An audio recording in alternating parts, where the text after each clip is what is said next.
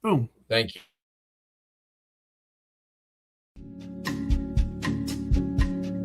Let's sit for a spell and we'll weave common threads of conversation in a community that brings us together, especially if you're new to mythics.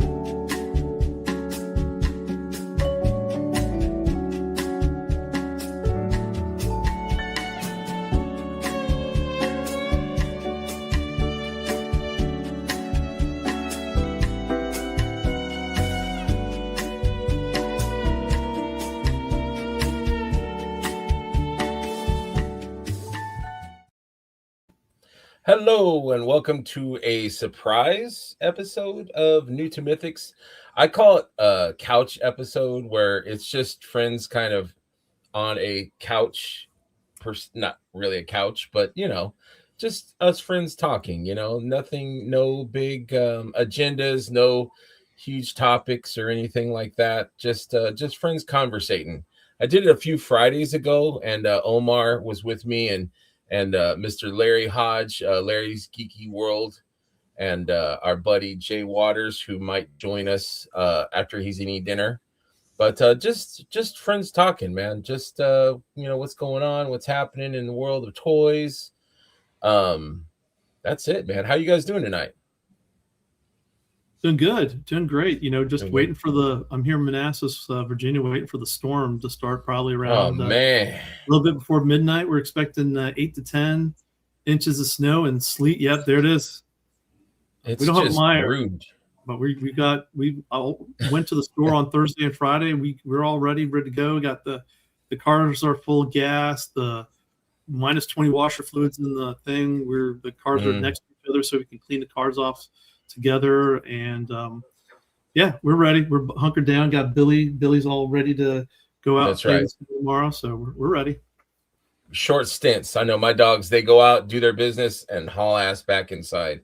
There is no sniffing around. There's no time wasted. They are back in. But we're hovering. It's been 1 degree, 0 degree, to -2, -3, and it just hurts your lungs to breathe that cold air.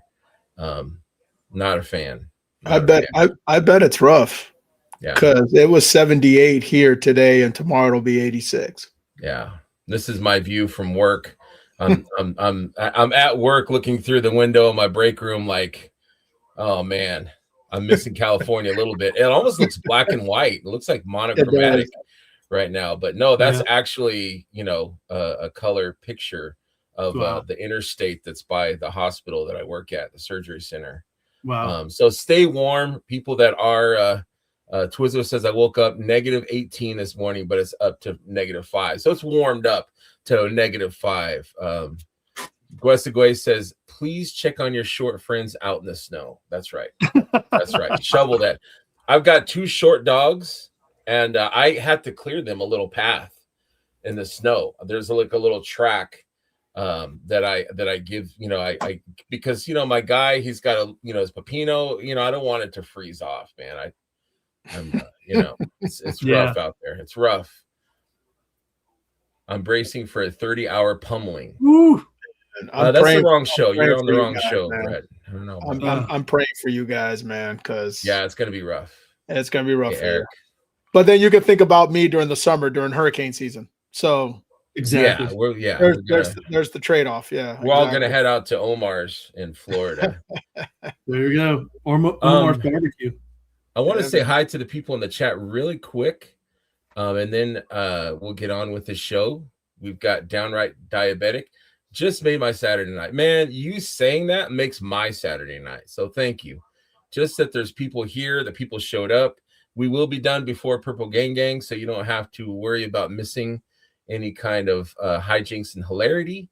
We got J-Mac. It's the other J-Mac. There's 2 J-Macs, and I always get confused. One's the other J-Mac. It was his birthday, so happy birthday to that I don't other. know who this Omar guy is, but whatever. Yeah, I'm not sure. He's on the shows though. He's good. Good evening, everyone. Freaks. You hurt my feelings earlier when you said you were just there for Curtis. I'm like, oh, what about me and Mark? I mean, anyways, it didn't hurt my feelings. I just wanted to give you some shit. Little Caesars waiting for my pretzel pizza. I've never had that. I haven't had Little Caesars in a few years. I need to go back. But I did have an Aldi's pizza for dinner, so I don't know if that counts or not. There you go. Yes, Brian, surprise episode. Yeah. I don't. What is that? My eyes are old. I can't see what that is. Oh, it looks like a little house. It's a little house. Looks like it. Now I need pizza too. We got Jen, Lucky Sprinkles. Hey, Jen. Hey, Jen. How are you? Larry, my Brett, man. my good buddy. I'm on a couch. Brett will be on the show tomorrow. Live show tomorrow as well. Oh, I'm not seeing any couches. There is a couch behind Omar. There you go. There's a couch. My couch. There is a couch there. Over there. I couldn't think of what to call it. It's just like a loose, just a free form New to Mythics. Yeah, I guess. I just call it couch. It's a couch show. William Houston, big white couch, light gray, big comfy couch. Hello, everybody. Okay, I'm trying to get through these as quick as I can because we have, thank you to my good buddy Heinrich, who is a great producer, man. You always help me out. You always reach out to people. My boy Fernando is here. Hey, Fernando. I've lived in Michigan forever, and I'm used to these soul-sucking winters. I've been here about 5 years, and it is ridiculous. It's mean. This is probably the worst one that I've been yet. Hey, Curtis.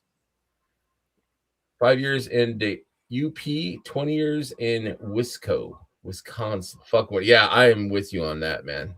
Totally. I'll still take this over Southern humidity. Yeah, I might agree with you on that. I might agree. And I'll take the humidity. El Tidy and the snow too. Hey, there's got Trevor's here. Hey, Trevor. Yeah, man. I've got all the great people here. Freezing right now. We got Michael Morales. My heat is out. Oh man, freaks. Michael's down in Puerto Rico. My man. I love seeing his pictures from Puerto Rico, man. At the beach. It's nice there. You know it is nice. Hanging out with the wife. He's having a great time. Man, what a life. Anyways, so I was thanking Heinrich before I interrupted myself. Thank you, Heinrich, for reaching out we have a surprise guest. And I'm really honored. I'm hoping to corral him into doing a one-on-one soon, but this guy is in the news already, and Heinrich reached out to him and he said yes. So please welcome Mr. Brian Burke. Welcome, Brian. What's happening? Thank you so much, man. Thank you. Yeah. Thank you. Oh, thanks for having me. It was awesome. I wasn't doing anything. I'm just hanging, and Heinrich says, hey, what's going on? What's happening these days? And oh man, like, you know what? You guys want to talk Smash and Oath? Yes. Want to see some pictures here and there? How about I just hop on? Why not? We just make it a full meal deal. So yeah, no, I appreciate it. Thank you. No, I appreciate you. It's got to be. We were just talking a little bit before the show. So Thursday it went up on Kickstarter, right? Yep. And you already have 270. Yeah. People that are following, ready for the announcement of when it is going to drop. Totally. No, it's really exciting. It's you get to this point where you do this pre-launch page, you just have no idea what kind of turnout it's going to be. You hope for the best. Initially I was like, let's see if we can hit 500 before the Kickstarter goes live in early spring. So we'll talk more about that later. But look at the numbers, 270 after the first couple of days gives hope. That we'll be able to reach that 500 or if not and beyond 1,000 or so. So we'll keep an eye on it, see what's going on, spread the word, and keep absolutely we will do our part, I promise. Now you were saying that there's like a metric thing, or like they say that if it hits 500 then there's a good benchmark. There's a lot of resources out there showing how do you get recognized or how do you get seen in Kickstarter or in the communities, and they throw around the 500 number quite a bit, is saying if you can go into your Kickstarter with that many people just watching what you're doing, it helps move that needle as far as visibility goes within the Kickstarter platform. And then if it does that, then if for whatever reason one of the staff members likes what they see, they can do loved, do a box that says loved by or projects we love. So you get that little badge that has that as well. So I'm gunning for that one. I hope it looks interesting enough for them to do that tag on it. So we're working on it. Right. And hopefully the more people that follow it might, garner attention. They might be like, wait, what is this that's already got 270 follows already? What's going on here? Totally. And they'll check it out themselves. So you've been in the community for quite a while, and you've been making some amazing, me and Brett are just fans of the stuff that you come out. You've got your Burke box. Yeah. So what was it a natural progression to kind of do your own thing? Can you talk to us a little bit about that? Like to go from doing like custom parts to doing an action figure, or yes. I think it's always been in the plan. It's the dream is to have an action figure line. One of these days, it's like customizing other figures is awesome. But then, it's my whole thing is if I can inspire people to be creative, like supplying a canvas, so to speak. Yeah, look at that guy. Gnarly. I love that. All painted by Mark Thomas. Yeah, and so it's the full circle moment is when I have the Ashen Oath figures in my hand and I'm doing customs for my own action. It's gonna be really strange, right? I'm gonna I've had some ideas about doing a Von box that's kind of supports Ashen Oath, so it'd be like doing like a special series of customs for like maybe side stories, or like maybe they're not canon characters yet, but they're like rumored characters, like campfire stories of people talk. Like if you were to live in the world of Ashen Oath and you're sitting around a campfire and you tell these boogeyman stories, maybe I create these characters that don't exist yet in the world, but they're just characters that people talk about, and have that like a new line of customs that are like the imagination of people that live in the world of Ashen Oath. That'd be kind of fun. The more you tease, the better it will be. Yeah, right. Yeah. There you go. Yeah. Totally. So you're kind of spurring other people to be creative. Yeah. With what you're creating. Oh, for sure. And that's, I was inspired by, Four Horsemen when I first seen the action figures, and it really, really propelled me into doing customs. What kind of new characters, new heads can I create for a different line, and so if I can do the same, I mean, that's insane. If I can inspire people to do customs around my figures, oh my gosh, that's talking about your cup getting filled. That's right. That's a pretty neat feeling. And so, yeah, from the early stages, that was my trajectory. That was my North Star, was to one day produce an action figure, let alone 6. Wow. In this wave that's coming out. So that's really interesting too. So when did that process start? For Ashen Oath? Yes. Sorry. Oh boy, Ashen Oath started over a year ago, I would say.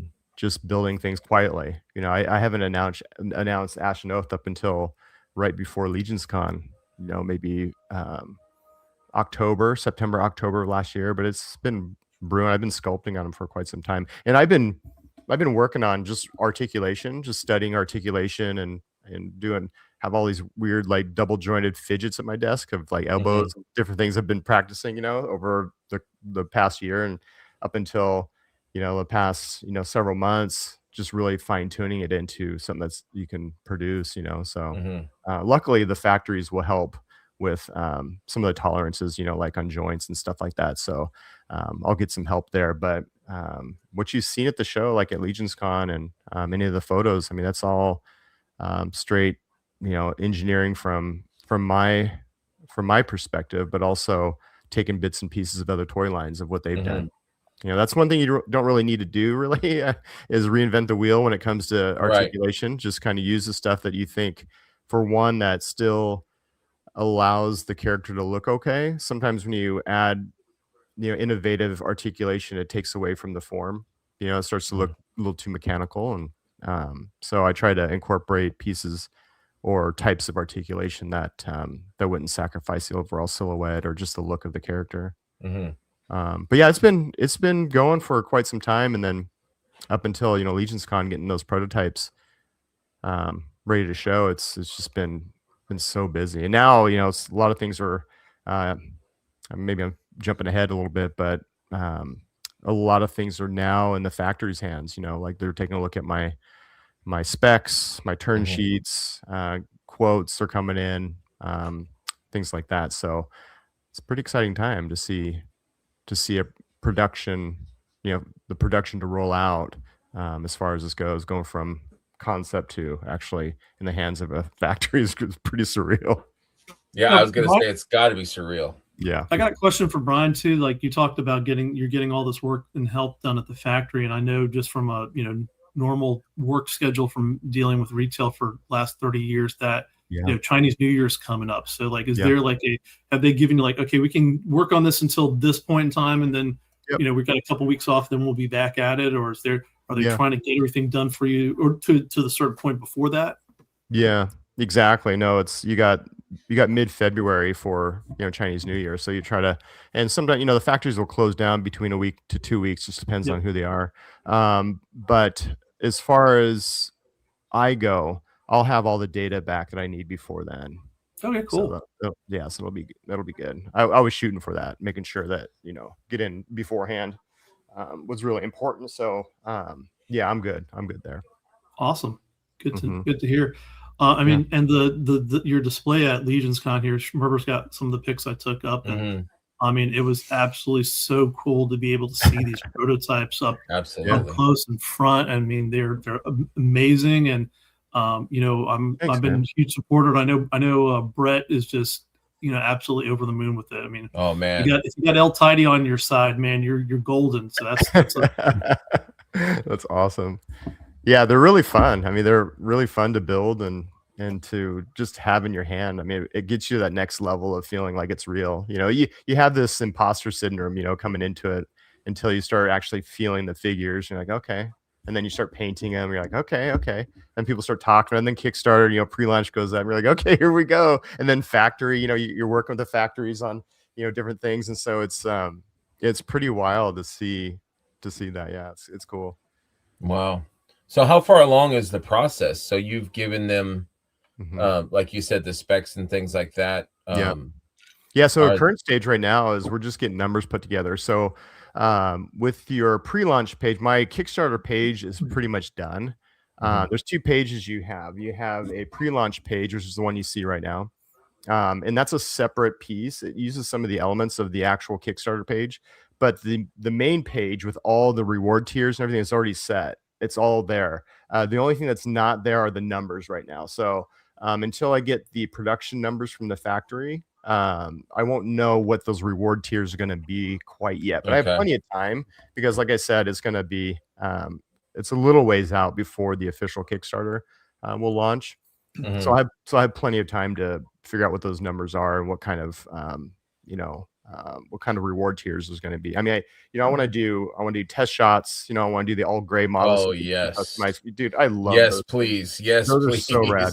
I'm going to do a Kickstarter exclusive. What I'm thinking is going to be the clear green, so like a full like clear green version of like the Mortem Resonant character, the silver and black, or the black with the distressing, something like that will be an exclusive. I might have a 1 day, like launch day exclusive, where you can only get it that first day of Kickstarter, and then whatever. Yeah. And then I'm also looking at what does it look like to have con exclusives? What is it going to cost me to do a certain run of a certain colorway that we can do for the different cons? And so there's a lot of moving parts there that are in the works right now, but I won't have those numbers quite yet. And then once that happens, then I'll know quantities, like how much do I need to order to supply, over the next couple of years, and all those things, tooling and shipping, tariffs, all that kind of stuff. You gotta boil it down to see what is this going to. All the little machinations of this. Now, how much of this are you doing all by yourself? Like, this has to be like a giant undertaking for you. Yep, it's Yellow Pages, man. I just went through the Yellow Pages, right. Closed my eyes and hit this factory right here, and hope Alibaba. No, I'm just kidding. But you have help. You have a little bit of help to kind of guide you in those waters. Okay, I have really great help. Okay. There's been a lot of people in the community I've talked to that has helped out a lot. Jason at Spiro and James at Fox Forge. All these guys, I talked to them quite a bit about different things, and you got I'm friends with all the Four Horsemen guys and everyone out there. Is like, We they're know so those guys. Yeah. yeah, they're so good about giving information, right? Saying these are the kind of things you look for. Here's what you need to do, and they're just awesome. Like, I hope people feel comfortable reaching out if they have projects they want to start or do whatever. Just reach out to them. They're more than happy to get back to you and answer any questions you have. And so I'm kind of funny that way. I ask all the questions. I go straight to the top. Absolutely. I don't know if it's a dumb question or if they're gonna look at me. So I just ask it, and 9 times out of 10, I'm surprised that I just get some great feedback, some great support, and it's just been great. And so, but I want people to know too, as far as the Kickstarter backing, is that I do have some major support as far as production goes. It's not just me trying to figure it out. It's already figured out, and it's being handled appropriately in a really high level way. So I'm not ready to say yet. I'm not ready. No, that's okay. Who my team is right now, who's putting things together, but that's going to be coming pretty soon. I promise you guys that it's a very reputable situation and it's very trustworthy. One of the things you need to worry about, or not worry about, but be concerned about, is when you are choosing a factory, that it's a factory that's not going to allow bootlegs. Like, they're not going to let the files slip, and then all of a sudden you're seeing, product out there. So finding the right partnership overseas is really important. And so got that dialed. It's going to be fantastic. Now, are you going to be able to juggle your regular monthly, all the different sculpts that you do and stuff, and also do your Ashen Oath? You'll be able to. Absolutely. Yeah, for sure. Because we're not going to have, honestly, I mean, it's going to be close to a year till we see figures, right? Once things close, it's a typical time frame. And I got to sell toys, I got to sell those toys to make it. So when the Kickstarter closes, I'm building product that I can sell in 2027.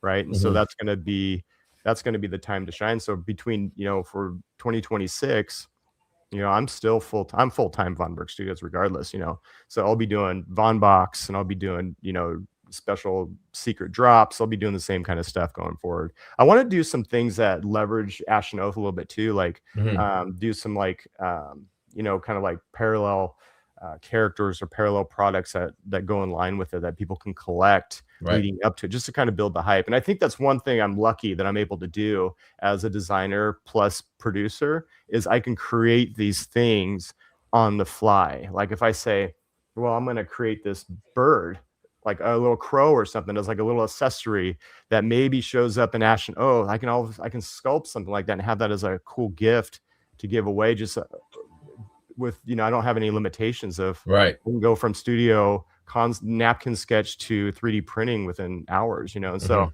I'm in a really fortunate spot as far as this goes. And also not to mention, being in that position, I'm able to pivot on my sculpting for the characters too. So when the factory comes back and says, okay, can we do this? Can we fine tune these, undercuts, or however it's going to be for molding? I don't have to pay an artist to do that another several hours to fix it. I mean, that's a lot of money, you guys. I mean, to hire a sculptor to do action figures, it's not cheap. And so I'm able to absorb that cost to do it myself, and then allocate those funds towards marketing or other, things like that. So photography, sculpting, painting, those are the things I can do to help the company spread, I guess, just the voice in different ways. How do we use that? How do we value the other things? Plus, it stays true to your vision. The less cooks in the kitchen. I wanted to ask, or Brett was asking Brian, what's the biggest inspiration for your look and feel and vibe? Because your stuff is so unique. Like, you could look. They could, you could get figures lined up and we would know what Brian Berg's stuff is compared to. Your aesthetic is just so unique. I guess, it's in my studio. Typically when I'm sculpting, there's a couple things that are happening. One is I'll have like maybe a movie going on. So when I was doing Ashen Oath, a lot of fantasy movies, Lord of the Rings, a lot of that's playing through. Gaming. So if I'll take a little break, I'll play some Dark Souls. Elden Ring, a lot of the dark fantasy, the grim, the grim dark kind of vibe. I've got several graphic books, like picture books from like Elden Ring and Dark Souls, and I'm looking at them like you guys know what I'm looking at over there, right?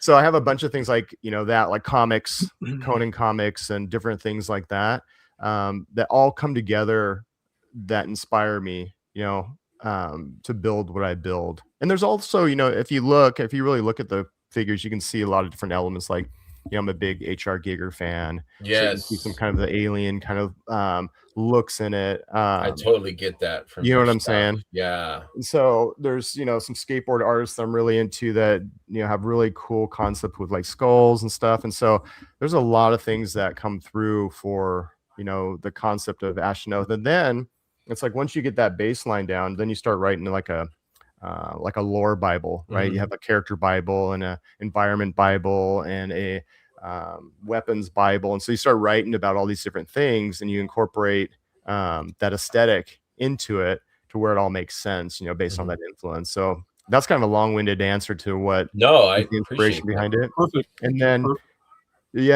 it's obviously other action figure lines like Mythic Legions and things like that, or some one-offs that are international, are really inspiring too. You see a lot of more so of the dark fantasy overseas.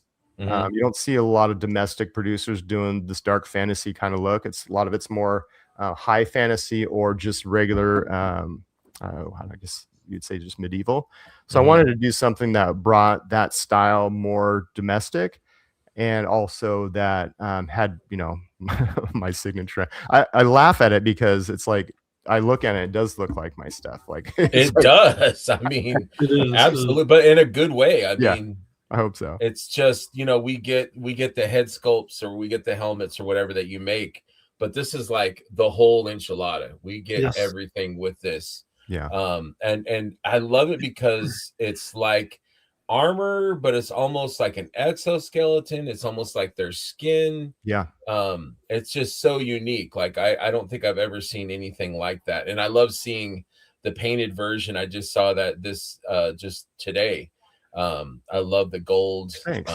It's beautiful. And that, I love that you say that, because the Mortem characters here, like the Quiremorn here and the Mortem Resonant, these aren't suits of armor that you buckle and put on necessarily. They do have that look, but in the world of Ashenoth, this armor is like a cursed armor. It kind of becomes, it was kind of like summoned, I guess, so to speak. So that being said, I'm funny about like engineering of stuff, like in the real, like if you ever seen the crossbow that I did for the Eventide long time ago, the 6 Slayer crossbow. Yes. If you really look at it really close, you can tell that it could actually fire. Like I've dissected so many, or researched so many different crossbows of firing mechanisms, and if a clip could fit in, how would it fire? All those kind of things to build that crossbow. So the reason I say that is because with these characters here, I wanted to really think about how is that armor made? And this goes back to that Bible, right? How is it actually created? So if it was created, it probably wouldn't have buckles. It probably wouldn't have these different things. It would actually be kind of a form that took on the shape of armor, right? And so that was the main purpose of that, was to really convey that it was more a summoned kind of thing. Whereas there's going to be a contrast when you see the Eventide. The next 2 characters are more traditional. You're going to see buckles and straps and things like that, whereas they're more practical, I guess, so to speak. That's cool that you noticed that. I was hoping that would come through as being for sure different. Well, what I was going to say was that one of the aspects of this line that really attracted me to it right when I first saw it is you have this incredible mix of like this sci-fi horror along with the fantasy. And that's going to attract a lot of fans that are both sci-fi and fantasy. I mean, I look at this and like Greg had said, it's like an exoskeleton. And now that you've explained that it's a cursed armor, that just brings out the figure even more. And then you want to know the backup and everything else, but it covers so many genres, and I think that's what's so appealing. Omar, I didn't even think about that. Yeah. I'm so head deep into just the granular parts that I didn't even think about, like the perspective that if you were to throw like a clear dome over Yeah. his head, he would look like a sci-fi. Yeah. And a couple tubes. If you just put a couple tubes on there, he would look like something straight out of Aliens, right? Right. Yep. That's a Yeah. good point. That's a really good Amazing, point. man. It's amazing. It's Thank awesome. you. Yep. Thanks. Yeah, absolutely. Now, will there be any soft goods involved with these figures, Brian? That's funny you say that, because up until a couple days ago, no, there was not going to be on this wave. The next wave, yeah. Okay. But I'm working something out. I'm trying to work something out, because the Eventide original characters that I made 4 or 5 years ago, my first Legions Con that I brought those, they're cloaked characters, right? They're monster slayers, vampire hunters that wear full, medium plate armor with hooded, cloaks. I mean, they just look badass having like that the hunter kind of look. And so when I was designing them this time and they were not going to have the cloaks, I was like, it's missing something. It's missing that thing. And so I'm trying to work something out right now with CJ, that does all of the course, stuff for Four Horsemen. We're trying to work something out in a certain timeline. It's not official yet, but there's a lot of yeses that are happening behind the scenes and less no's, and so it's looking pretty thing. cool. Yeah, I mean, not that they need it, but just curious. If you run into too many no's, you just message Greg and I, because we know a couple people. Right. There you go. Yeah, I nicknamed them the Brothers of So. One's over in Vegas and the other's down in North Carolina, and they're always talking with each other. So I think they might be able to help you out. They'll probably make stuff anyways for your figures after the fact, but they're those guys are just absolutely creative. Like it's amazing that we had at Legions Con this year so many of these really, we had Darla, we had Joseph, and we had Keon, and CJ showed up. Unfortunately, didn't have a table, but just everything that kind of was in that room was it's gone from the sculpting and painters to now we got these incredible people doing different soft goods, and they all have their kind of like you got their own style on things, and some are willing to go a little bit further than others on trying out things. And so I definitely could see my boy Keon doing some cool crazy for stuff. sure. That's awesome. Yeah. It's really cool to see people make that next step too, like the painters going off to become paint master painters for like Eric Miller, and I mean all these people are doing David Williams doing some the artwork for it's just cool to see people make that next step. And it's scary to make that next step, to say I'm gonna really take on this responsibility doing these things. And so, but it's a cool platform to be a part of where you can make that step, so it's really cool. Absolutely. How do these scale? What's the size of these figures, Brian? Even though I've seen them, help me recall, or for people that have not seen them in person. Yeah, and so in the world of Ashnod, these characters are pretty. I mean, they're pretty big in scale. Like they're imagine like in our world, like you look at 112 and you think of 6.5 inch or 7 inch or 6.5 inch, really 6 feet tall or whatever, whatever it's going to be. But that, I mean, there's people that are shorter than that. There's people that are taller than that in the world. So these characters as they are now, and again, I have a couple of different options that are at the factory right now based on seeing box sizes and cost and everything. So I'm looking right now, they're about 7.5 inches. So they're just a little bit, taller than like the barbarian figure for Mythic Legions. Okay. But they're proportioned in a way where it seems like it's a taller character within that space, if it makes any sense. Like if you look at the upper thigh and the calf, the knee to the foot, it's a little bit longer, but it's not bigger. So and then like head scale and head size, hand size, it get really close to it. So it looks like a larger figure or character within that space. So, and what I love too about this is I mean, yes, it's completely unique to other figures that are out there, but I think also it's not so alien that it wouldn't fit on a shelf with other toy lines like Mythic Legions and such. For sure. So because I know people can be really picky about, this doesn't belong here, this doesn't belong there, Yeah. this goes here. But I think just aesthetically, this would go great with, any of your Mythic or Savage Crucible or whatever kind of Totally. Even toy lines. Cosmic. Yeah, even Cosmic. Yeah, absolutely. Yeah, for sure. For sure. So yeah, so I'm working on that. I won't have the exact height for a little while, but about, I'd say 7+ inches Okay. is where we're at right now. And And within that space, I'm gonna, there'll be other characters that will be different heights, going forward. But the initial base figure set is about that. okay. What about modularity? Do these have that capability? Somewhat. So you'll Okay. have a lot of like ball and socket type joints for the head. I have a double barbell neck peg, I guess, Mhm. so to speak. Yep. So the heads across the Ashenoth characters' heads will pop, we'll be able to swap. The helmet will be able to swap with the standard skull. And then the pauldrons should be able to, well, they will be modular between all of them. Okay.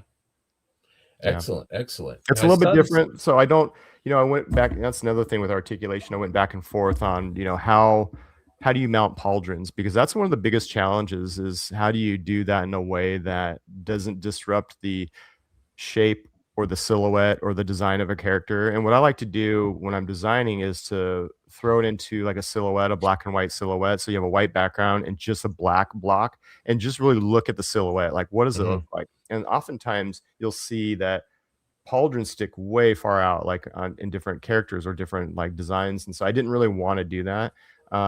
But there's a certain articulation point that I really wanted to have. I wanted the full motion of an arm to go all the way like 360 this way.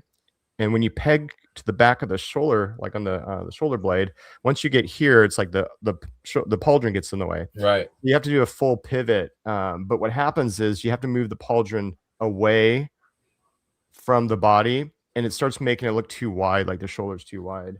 And so what I did was, you can see right here, this is a left arm right here. Okay. And so here's the hinge, the double hinge. Right. This would be like a typical, single joint, but this one will go up. And if you look, oops, losing my stuff. This hand broke the other night, but the hand's on a ball joint. But if you look, he can grip his pauldron. Oh wow! With that range. Awesome. So okay, yeah. But what I wanted to get into was the pauldron. So what I do is I have it pegged on the deltoid. Okay. So what happens is that I can't move this peg because it's stiff right now. But if you go into a T pose, this pauldron will open up on that T. Gotcha. Okay.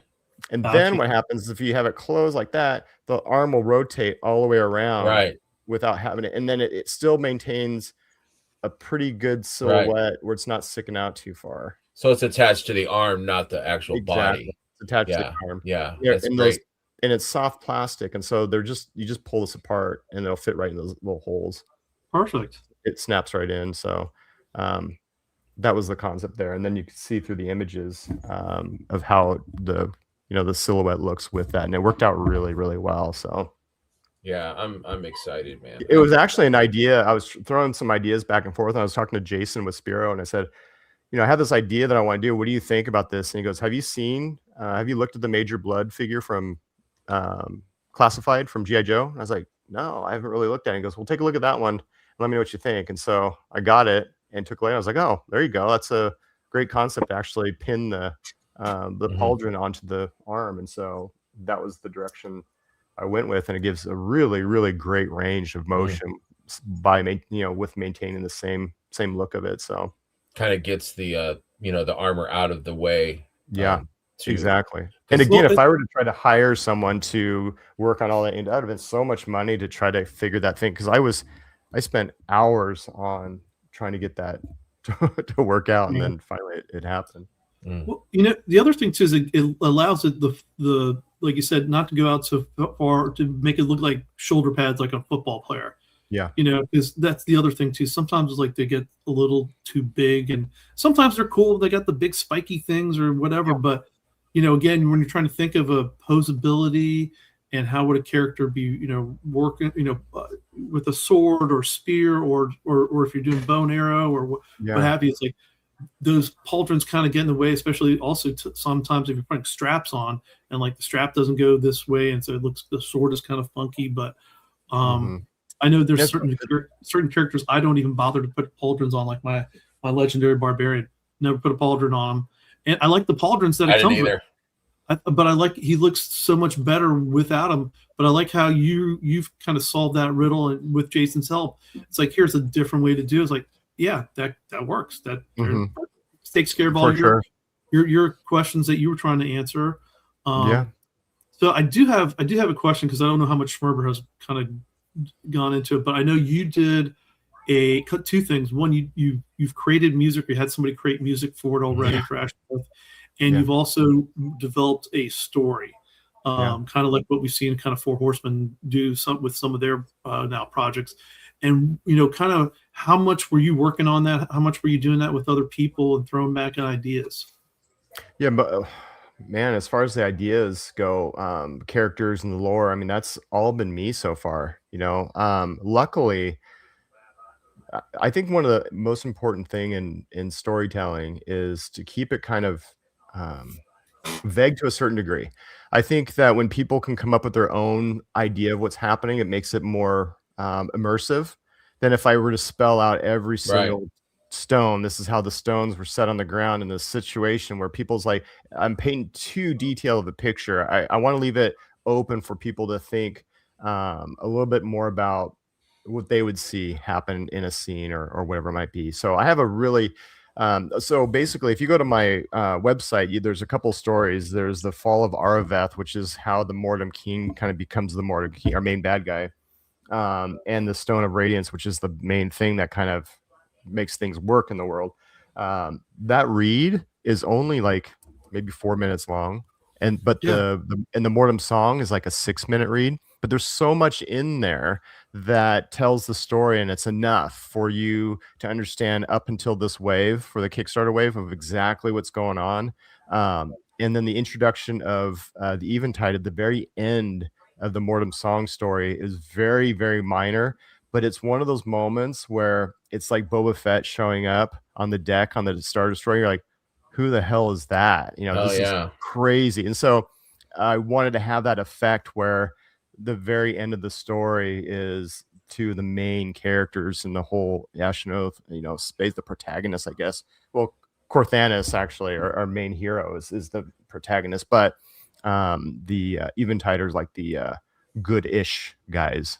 The way I like to explain those guys is kind of funny that I'm since I'm on the topic about it, is the Eventide are monster hunters. They're high level. They're the guys. They're like the Jedi, right? You don't normally see a Jedi in the everyday life. You see them during really critical situations.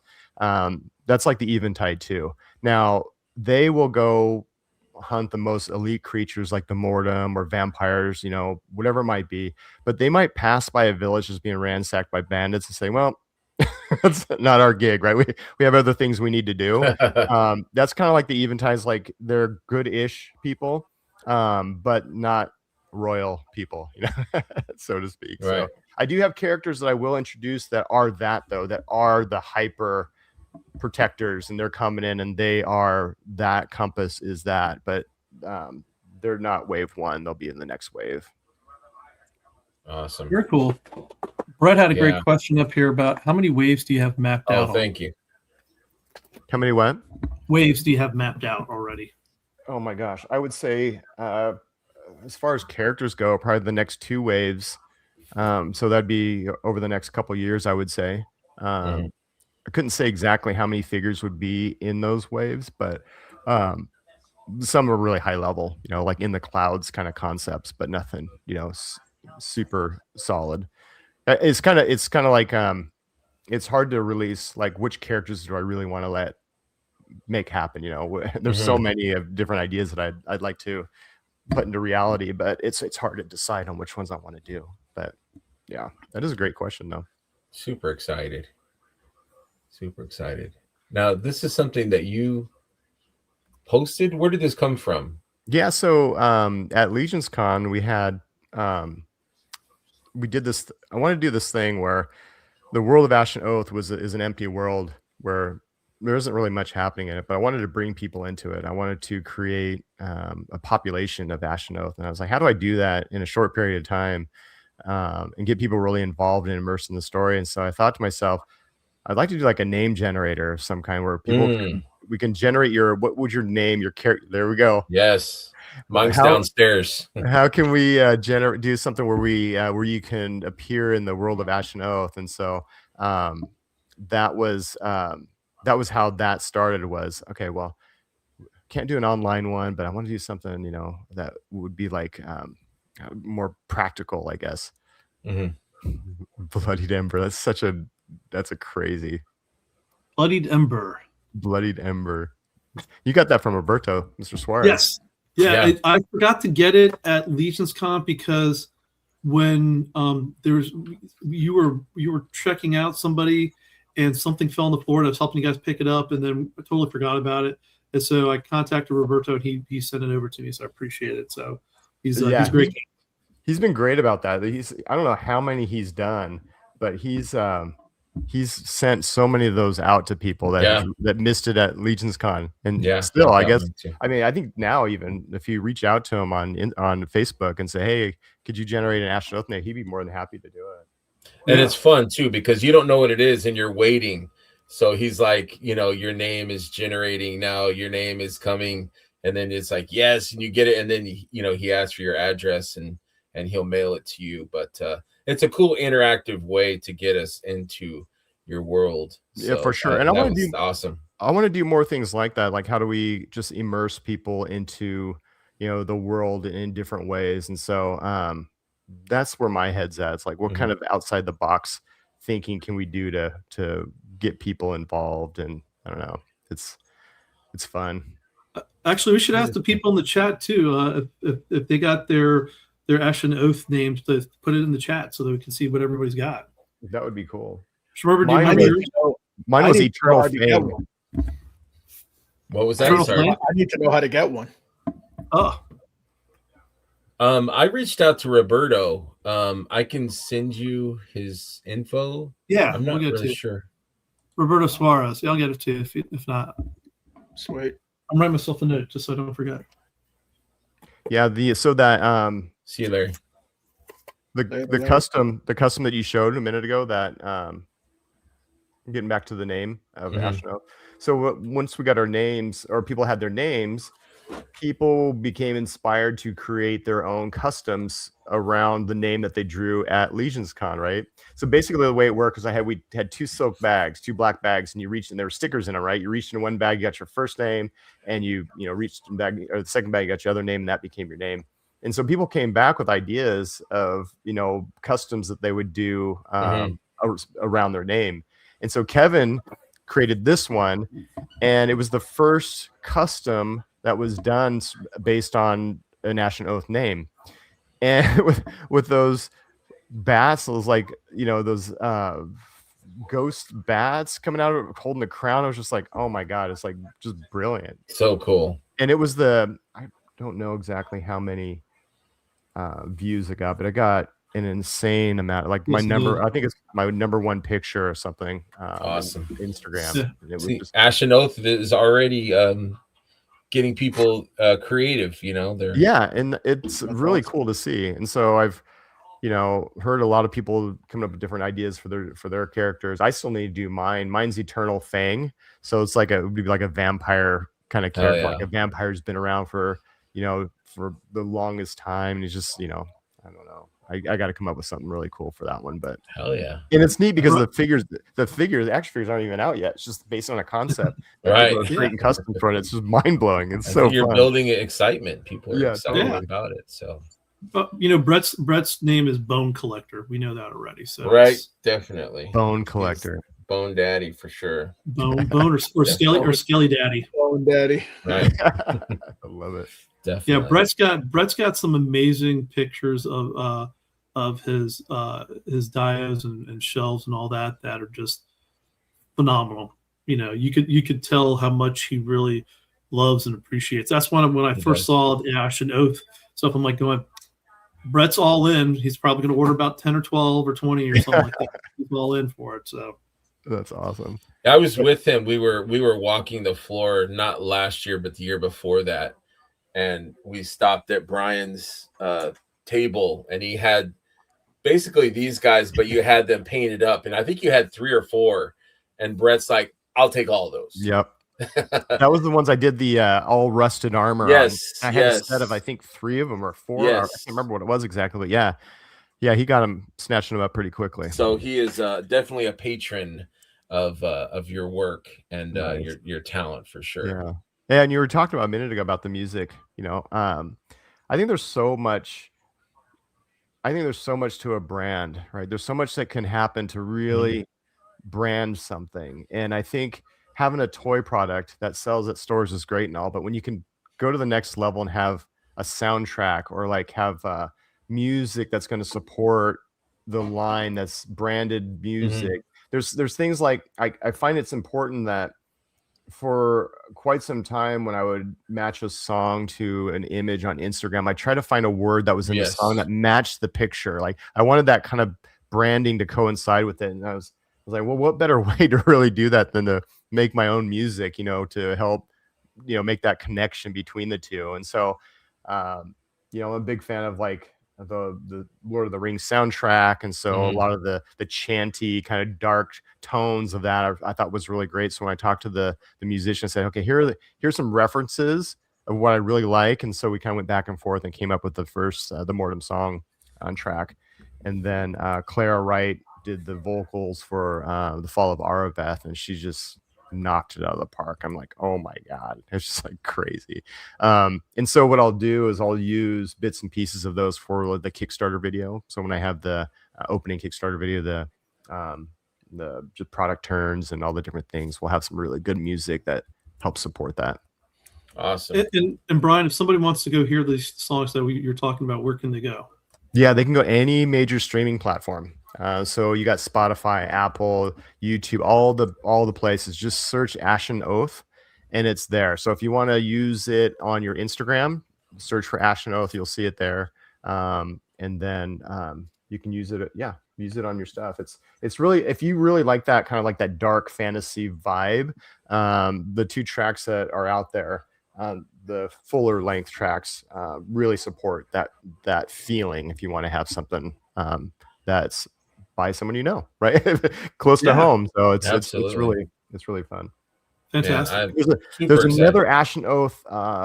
It's a soundscape. It's not really a song, but there's another one that's out there that's out there as well. That's kind of more like I said. It's hard to explain. It's like kind of like this engineered soundscape kind of thing that has like kind of a spooky tone that'll be in the trailer as well. So, but the actual 2 songs that you'd see like on Spotify and whatever's are just look up Ashen Oath.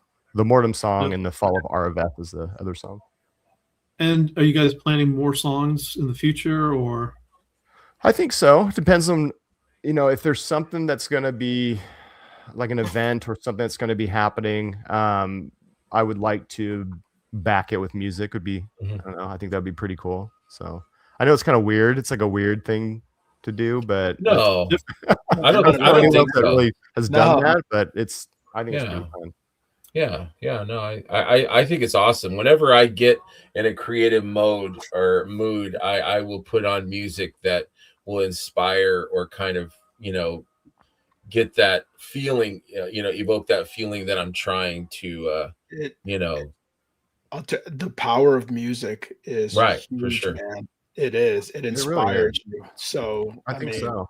Go for it all the way. Dude. I think it's really interesting. You take, people have taken like, the trench scene in Star Wars where the X-Wings come in and they replace it with like circus music. It's like, it's so weird, but it's amazing how, or like a movie trailer, right? You watch a movie trailer and just that music really, really gets you going. And so it's really important, I think. And so that's why I wanted to incorporate it into the toy line. Absolutely. I think it's Roberto Suarez. I'm not sure who else is doing the name generator Yep. for Brian. So reach out to Roberto. He's in the Cabal. Mm-hmm. And he will happily, I'm sure, not to speak for him, but super gracious guy, and was very nice when I reached out to him, because I didn't get one either at Legion's Con. So Yep. I reached out to him like probably 2 days after Legion's Con. I'm like, yo, I need a name, and he was very cool. So reach out to Roberto Suarez in the community, and he will set you up for sure. Remember, do you have the picture of the of the sword that Brian did? I sent it I don't know if I added it to my slides. Or if you go to his IG that I sent you, he has a picture of it on there too. Okay, let me check it out. That sword, Brian, is absolutely. I know. I was like, I kind of wanted to steal it when I was at Legion's Con. I was like, "What is that, Brian?" And like grabbed it. It was so cool. It was so cool. When CB came into my table, he was like, dude, he goes, you know what you need to do? He goes, you need to have that as one of the Kickstarter tiers. Like, even if the pricing to have that blow molded is like way up there, someone will probably buy it, but it'd be just fun to have it as a tier on Kickstarter. So that being said, I am currently trying to work on that right now. Having maybe a full 1/1 prop of the new version of the Choirmorn sword, the one that has the actual skulls on it, not the soul faces. I just posted it on Instagram just the other day. Looking up the new formatted version. Well, Brett's good for one, so I mean, at least Brett will buy one, CB will buy one. I'm sure there's a few others that'll buy. Look at that! Oh wow! Yeah, that's awesome. Oh wow! Look at that. Yeah, beautiful. Brett, you want one, right? Dave Workin probably wants one too, I imagine. That would look great on the wall. This thing's fun. Oh, it's amazing. Yeah, I had a couple swords from. I've got replicas for Gladiator, and for Lord of the Rings, and for 300, and they're just. See, Brett and Dave are already there for it. So there you go. Right. Yeah. So if anybody wants, I'm trying to find a company. Yeah. I'm trying to find a company that not locally, but domestically, that does blow molding, which is it's a type of molding that makes hollow. So like the props you see at like the Halloween stores are just hollow. Okay. Yes. I'm trying to find a company here domestically that does that. So that's on my daily.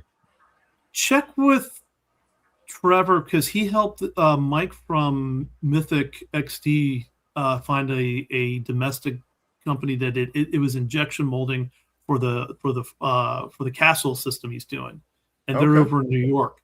But I would check with Trevor, see if he knows, or maybe he can get you in touch with those guys in New York, and they can let you know, because Mike did a kind of a quick behind the scenes video showing he went to the factory when he was at Legion's Con, right before Legion's Con, because they were doing some test stuff.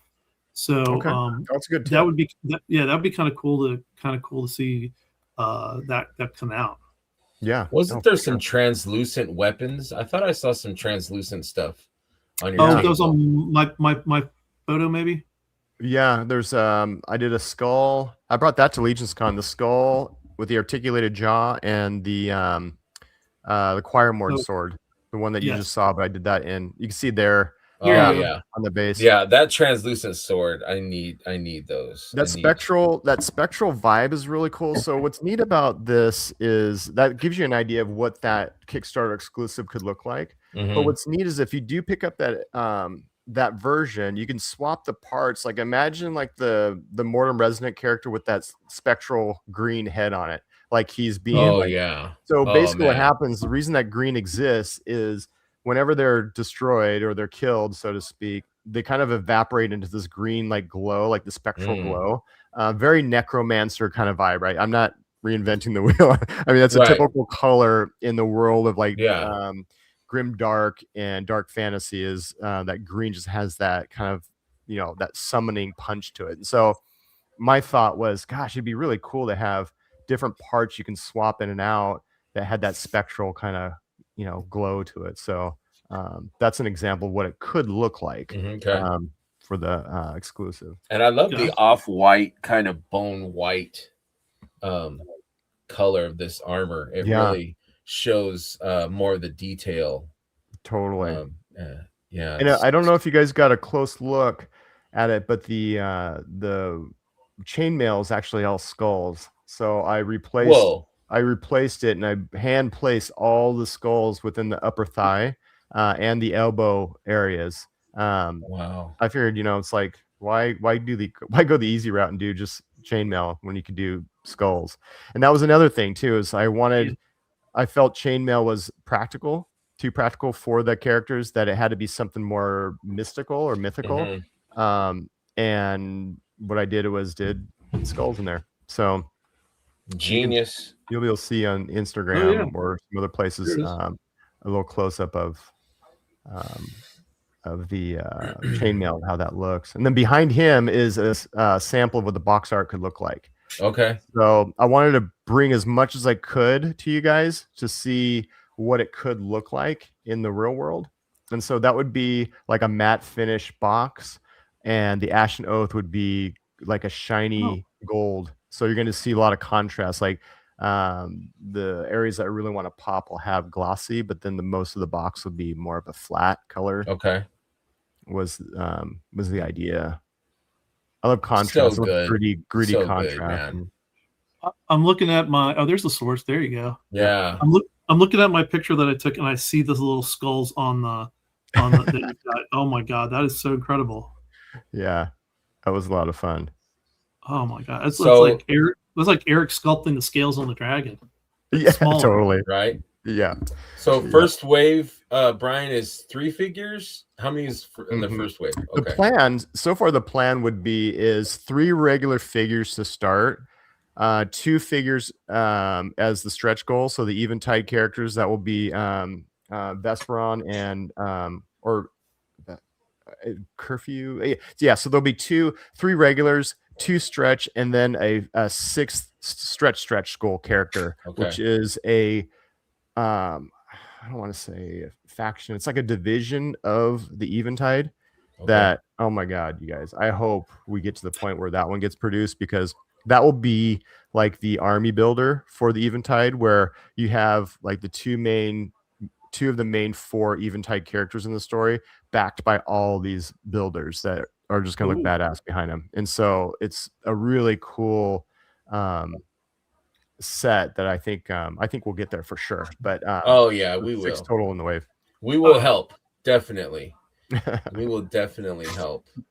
We'll definitely get there, brother. Yes, for sure. Awesome. I can't thank you enough for taking the time to be here. You're welcome to hang out with us. For sure. I appreciate the time and the platform to talk about it. This is really exciting. It's coming at a good time because we just did the pre-launch page for Kickstarter, so I appreciate you guys thinking of me and say, hey, let's talk about it, or at least you guys kicked it off by saying you're going to show pictures tonight, and I was like, dang. Well, absolutely. I'm not doing anything. Can I hop on? Yeah, Can I hang out? Yeah, that was the best possible scenario. Yeah, that way we're not. Yeah, and with the time difference too, because usually we were trying to get you on New to Mythics Live, which is Sunday morning at 9, which is 6 your time. This is better because it's afternoon and for you, and early evening for us, and we're hanging out on a Saturday night having a beverage, right, and just love it. Trying to get in a little talking toys. So for sure. I got the new mugs, the new Schmerber mugs. So yeah, I got the. Oh, look at that! That's pretty cool. Nice. Get that cool logo going on. Yeah. Where'd you have those done at? Yeti does it for you. Really? Look at that! Dang. You just give them upload your logo, and they will laser it on there for you. Okay. It was free. But don't get me started. Don't get me started, dude. Right? Man. Mark Thomas designed it for Schmerber, the new logo there. So that's it's clean. It's awesome. A nice clean logo. Sure. So I will throw out one thing too for Brian as he's talking going on and things, and this is one of the things I want to kind of show later on. But the new dungeon set came out from the guy Savage Crucible. Oh yeah. And so I love something like it's different type of stands. You can put they've got all these different type of accessories you can you can put on there and pegs. And I thought it was kind of cool because, like, you come in to think about a different way to do things. They included a little, love this little guy. He's bigger than I realized. I didn't realize he was that big. Oops! And he pops up. His arms pop off and pop on. So it's a little ball. So he's only got the 4 legs move, but he is such. You don't need to make him do anything else with that. Yeah, it's just a prop. Yeah, and the head moves back and forth. So that's his 5. He's a little 5 POA, but something like that you're thinking about. Just something. It's a great way to add all sorts of little props. Like they've got all these little. You can add skulls and it comes with, like, I think 6 or 7 skulls and 6 or 7 rats, and then little pieces, little things of rocks you can just plug in, and you design your own. That's pretty cool. This is a free one, and you just you can do whatever you want with them, and you can the bases will they don't clip, but you can match them. Oops, if I can do this, they'll match up. Okay. Oh, nice. Now, is there pegs for the feet? Or do they just stand on it? They are pegs. Where did I put the box? Oops. Yeah, I saw there was pegs that came with it. Yeah. Oh, is there pegs? Okay. Yeah. There's pegs. There's little. It comes with little pegs here that come out. Yeah. Little pegs, and then they just pop in and they push out. So you push them up. Cool. They come out. Nice. They go in. I love that. Yeah, and it comes with, I think, 2 dozen or something like that on the dungeon set that comes out, but. It was $24 for the pre-order and $30 for the in stock that they're doing right now. And then they've got this nice little skulls with the broken sword. That's awesome.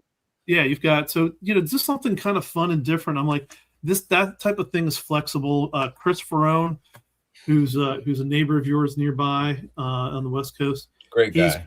He's got an arch that is going to attach to it. In a wooden frame.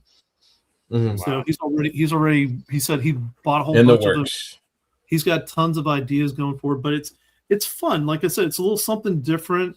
You can just buy the basic if you just want the basic stand. It comes with 4 basic stands, and then you've got there's like different ways to kind of do your Ashen Oath if you wanted to do some different things with it.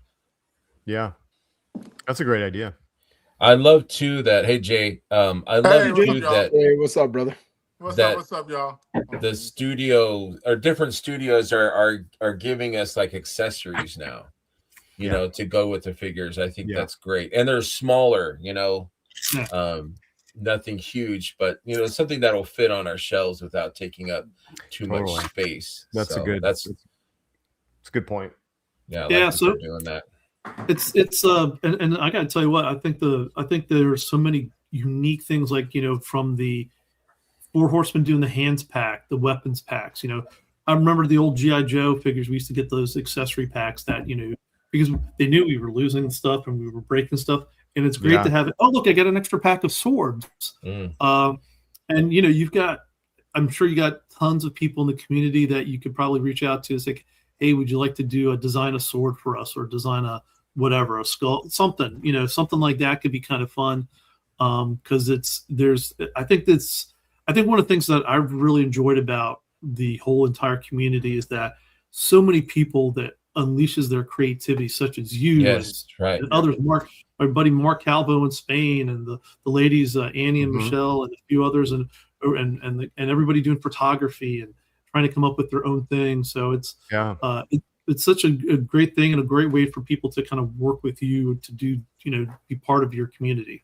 Oh, for sure. Absolutely. Yeah. It's a great time, I think, for creativity and small toy companies and all that. I think it's a good time. And it's exciting to see, new, like yours, Brian, and we've got the Corsairs creations and different toy like Brutal Realms. We've got all kinds of new toy lines to compete for our dollar, but it's nice because it's just a vast array. We've got so many different choices, so it's an exciting time for sure. No, for sure.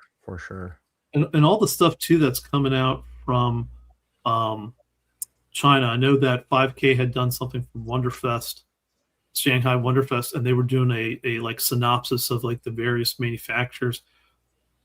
I was totally blown away with the amount and creativity and the uniqueness of some of the figures that I saw. I thought to myself, I'm like, after going through and they did all these wonderful, photo little albums and stuff like that, I said, I'm more excited about everything I just saw out of that than I have been out of the last however many years of Toy Fair or anything that Hasbro's done with Star Wars and Marvel the last couple of years. Like that just got me just excited just to kind of see energy. You can tell the energy kind of coming through with the creators, and they were talking about some of the studios, and I got enabled by Schmerber and the guys to get the Metropolis Protector. And then there's the I got it right here too, but I haven't taken it out. The Gong Studios is doing some officially licensed, Batman, Superman stuff. The packaging is beautiful. They I think we're about to get our fourth or fifth Batman Hush figure, but each one is kind of unique. Mafex I always thought was like the super high end, but there's other guys. The InArt Studios guys are just crushing. So it's like it is like the absolute golden age of action figure production. So I agree. I think Brian, you're entering at the right time just to kind of get me part of that. Thanks. Yeah, it's exciting. And I get motivation and inspiration from all those as well. I the same thing with the 5K. I look at the showcases and you're like, dang, this is and I think for me as a designer, raising that bar is really important, right? It's like at the end of the day, I know that if I'm continuing to raise the bar and I'm trying to achieve these things, I can sleep at the end of the day saying, that I did my best at that point. I didn't settle for these. I didn't settle for chainmail on the mortems. I went with skulls, or whatever it might be. So, but that's making everyone else good too. You know what I mean? It's like, steel sharpens steel, right? Isn't that what yes, exactly. Yeah, they're seeing how good your stuff is, and they're like, man, I can't come up with crap. I gotta up my game because it's competitive out there. Yeah, gotta step it up, man. You do. Well, you really do. And I mean, like I showed earlier, like I mean, this is the Black Knight one that you did for Black Friday. Yeah. And I was like, oh my God, I can't believe this stuff. And so cool. And I knew that Blankenfeld came out at the same time, so I'm like, I knew what figure it was going to go on. And I told Mark Thomas when he was painting for me, I was like, just match it up to Blankenfeld. He did. I mean, it's so dead on. But anybody could have done whatever color they want to put it on anything, and it would have been perfect. Did you pick up the last Black Knight helmet from last? You picked up the last one from last Black Friday. Yeah, that one went crazy. Yeah, I picked one up too. Yeah, yeah, awesome. And then the one that you did for the May the 4th figure too. That's sold out pretty quick. Yeah, that's awesome.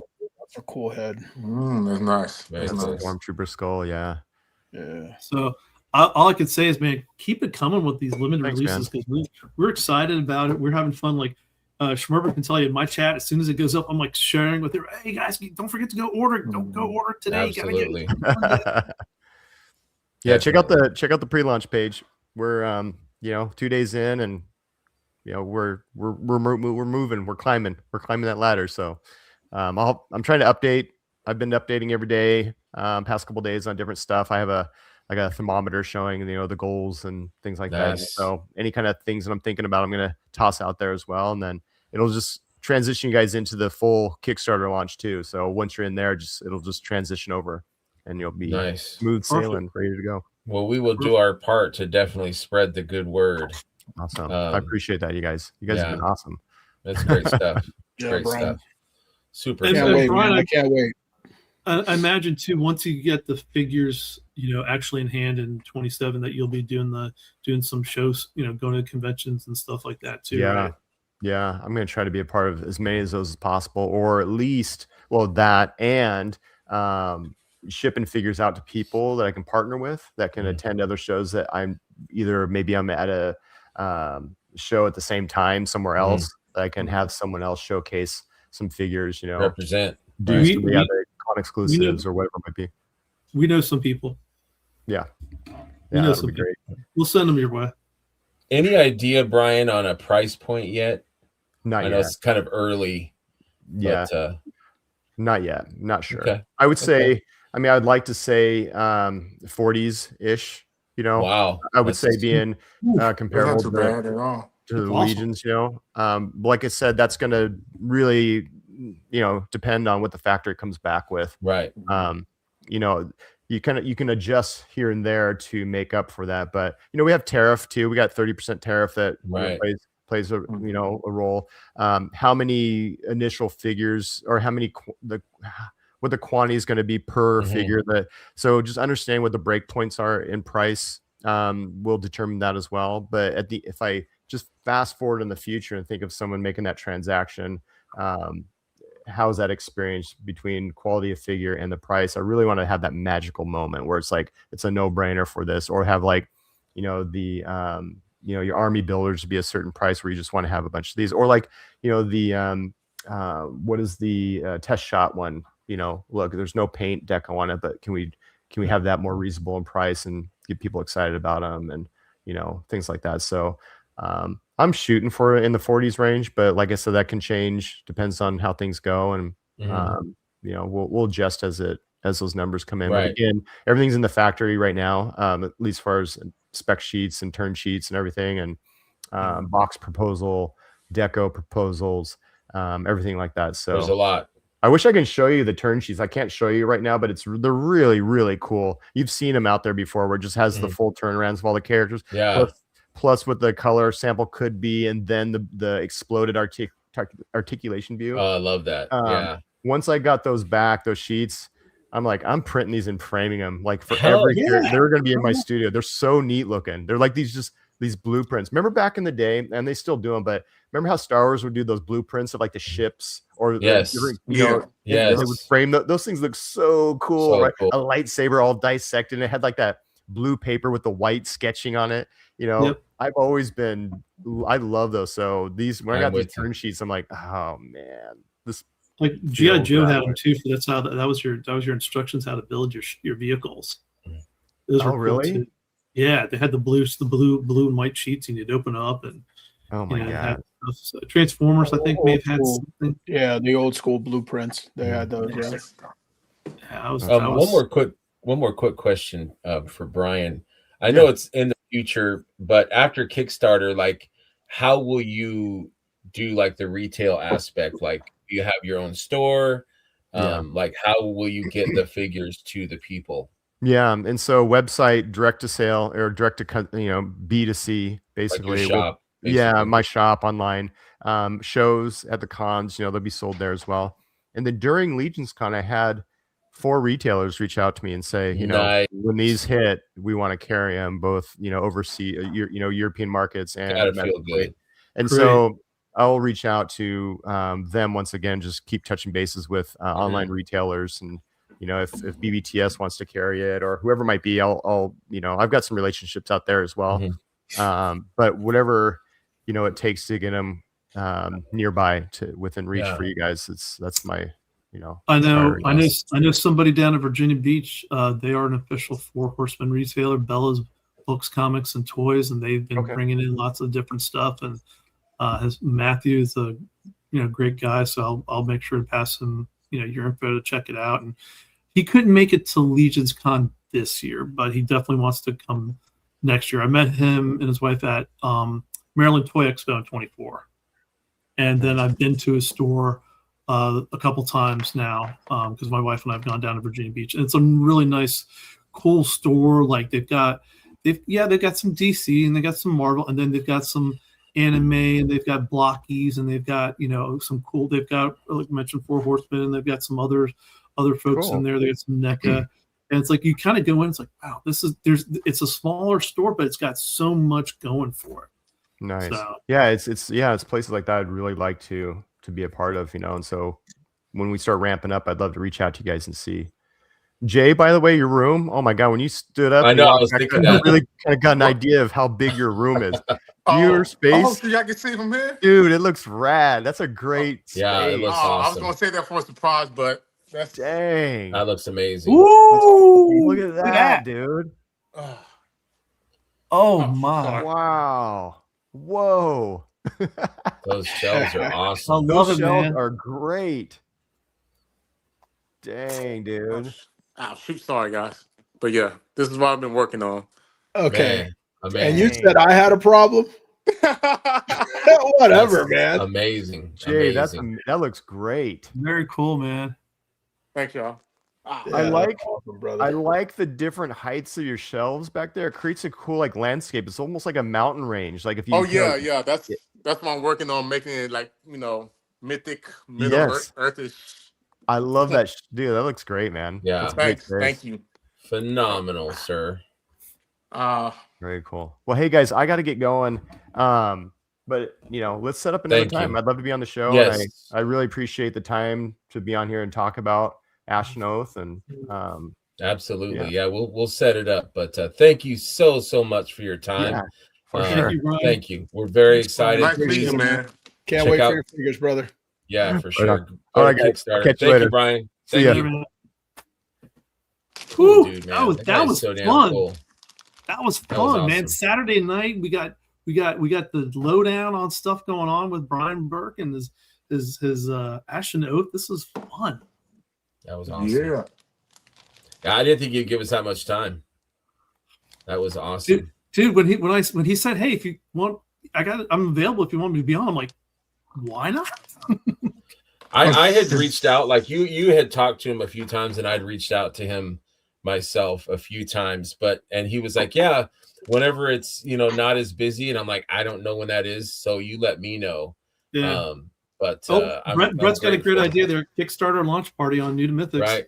Absolutely. We are doing that for sure. Yeah, I only will support, like, I love people's creativity, but for stuff that I really like, I will do anything I can to try and support or bring attention and awareness. And if they're good people, I mean, all day long, I That's even totally better. support that. Yeah, He's even better. Yeah, So, man, he's like absolutely one of the best. And his figures are I was cool. aware of all his stuff, and then I saw him, and I forget who the folks, the person's show was. It popped up and on a Saturday night one time, and they're out on the West Coast, and they were talking for a couple of hours with him, and I was watching it for at least 2, and they just had similar to what we just had with him. Best interaction. You could tell everybody was enjoying it and talking to, and it wasn't Ashen Oath wasn't even a concept. They were talking about the bond box. They were talking about how he got started and his room, which is really cool because he shows pictures of his room that he works in his office, and they were talking all sorts of cool things. I'm just like, man, he's just such a great natural, conversationalist and guest, Right. and talking. You asked him questions and he was going in deep, and it was just like. So that's why I want to make sure I asked him too about the story, and thank you, Brett, For too, sure. for the about the inspiration, asking about that question about the Yeah, inspiration. for sure. I was thinking about that, then I saw it, I'm like, I'll let Brett ask it. That's a good one. His aesthetic is so unique. The way his figures look are so original, in my opinion. They don't look like anything else. No. You would know that is his his creation. So I wish him the best. I will do everything I can to support. I like that- what y'all said earlier. I was watching y'all on the way, and I like what Omar was saying about how they look like alien Prometheus looking armor and stuff like that. They Yeah. look like a mix of a whole bunch of other stuff that we are familiar with. And I thought it was pretty cool. It's totally sci-fi, horror, fantasy. Absolutely. Yeah. It's a meld. About it. Yeah. Like it reminds me of Alien meets Hellraiser. Hellraiser, oh man, Meets Cenobite for sure. Lord of the Yeah, Rings yeah. meets all. I mean, that's it. He's done a really good job of It's kind of mixing organic. stuff up into Yeah. making this amalgam of just these awesome figures. Yeah. His Yeah. line is gonna rock, man. It Yeah, is it's- the Vin Diesel movie that where he was in the prison and Black? breaks out. Pitch Black, yeah. Pitch Black. Riddick, No, but the later on, Riddick. the next one after Pitch Black, Chronicles of Riddick. Riddick. Riddick. Yeah. Riddick. Yeah. Yeah, Riddick. The Yeah, Necromancer. Chronicles- Yeah, the necro. What were the guys? Yeah. Yeah, it's Oh, like Necro something. necromancers, Necromongers. Yeah, mongers, Necromongers. necromongers. Yeah. Yeah. That's a good one. Yeah, exactly. Carl That's a good Urban. one. Yeah, that's true. I didn't think about that. Yeah, that was a really unique aesthetic as well. And I could see this. And when he said like Dark Souls and Elden Ring, I'm like, absolutely. It's got that kind of artistic. But so how you guys doing tonight, man? Great. What'd you say before that, Heinrich? I'm sorry, I cut you Oh off. no, I was just gonna say Omar was talking about it too, like the over international and stuff that kind of had that aesthetic too, bringing it out. And I said, yeah, I agree. That's 100%. Absolutely. Did you guys bring anything to open? I did. You got anything to show off? Anything to open? I got some stuff, man. I got a mail call today, man. Did you? What you get, man? What you get? Well, let me grab. So I got this Amazon bag. All right. What do we got in there? Anything good? Open up this Amazon bag. I like those shades, man. That's totally Florida. Those shades are nice, man. My contacts were working up today, so I ended up getting an ultramarine Warhammer. Okay. Warhammer. You're gonna make Blake happy about that. Yeah. And I also got a Warhammer Blood Angel. So nice. A Blood Angel too. But wait, there's more. Omar was bored. He started going shopping on Amazon. So I got this little bag from O'Neill Design today. Oh yeah, I got that. What you got in there, buddy? What you got in there? Yeah, this is definitely my Glyos. Yeah, buddy. Oh, yeah. That's my nice. Faden. And then I forgot his name. I always forget the evil guy's name, but we got him. I know, I forget his name too. I know all the time. And then I ended up getting the silver one too. I got all three of these. So yeah, and then some little extra parts. So anti-fading. Thank you, Benny. That's it. Yeah, Roberto's. Yeah. Yep. And then I got some other stuff, but that's from another company nobody likes. So don't worry about it. Shots fired. I mean, Heinrich just showed off the dungeon stage. Okay, well then I'll show it off. So Yeah. I ended up getting. There's no judgment here, man. If it brings you joy, then go for it. So I got the Valaverse Crimson Shadow with the points. Oh, Valaverse. Okay, I thought it was Savage Crucible. Oh no, I haven't got that yet. So okay. And then I ended up getting the. Oh wait, you haven't opened it up yet. Oh, I'm sorry. That's okay. Don't worry about it. I got mine open already.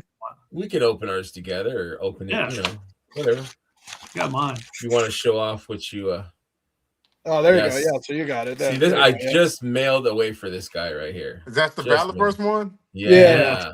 Yeah, the Praetorian Wraith. I gotta tell you what, these joints are smooth too. Whatever they're, to make sure that it works. I mean, those things are out of the box. And like I opened it up the day it came in, it was like 10 degrees outside, and I was going to heat them up. And I went to go touch them. I'm like, nope, these work perfectly. Nice. No, these guys are fantastic. I love the Wraith. Yeah, they're cool, man. And then I got this one too. Hold on 1 second. Roberto, I will reach out to you, man. I would love to have you on. Definitely. Okay, you got the glow in the dark. Glow in the dark. Yep, I got him. I didn't get that one. That's cool. And then I had points too, so I got the Pandora and the black jacket. Black suit. I prefer the black. I prefer the black to the white one. And while I was at it, I went ahead and I got the comic book man. Too. So I ended up getting the comic books as well. So you went all in. Somebody had a good week. Yeah, well, I've got more stuff, but that's not coming till tomorrow. So Hamilton's is shutting down his Valaverse. No more Valaverse. I respect that. I respect that. No, I'm kind of with you on that. Like, not to get. I don't want it to turn into like I don't like this company because of this. That's not really what I project on my show. But I get it totally. I feel like Brian is a good example, of like just a good person and just a positive, force in the community.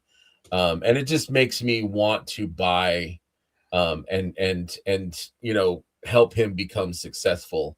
And I feel like sometimes other creators don't care or don't really focus on that or don't worry about that kind of thing. And you know, and maybe there's some repercussions because of that.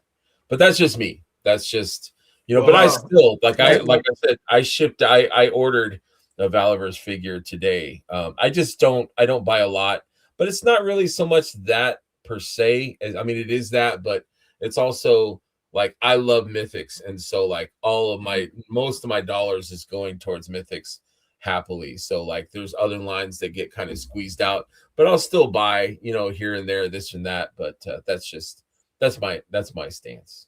I kind of agree with you on that one. I'm kind of like the same way. Just like there's no shade to anybody, you know, Hasbro, Mattel, Valorverse, nothing like that. It's just like the Four Horsemen.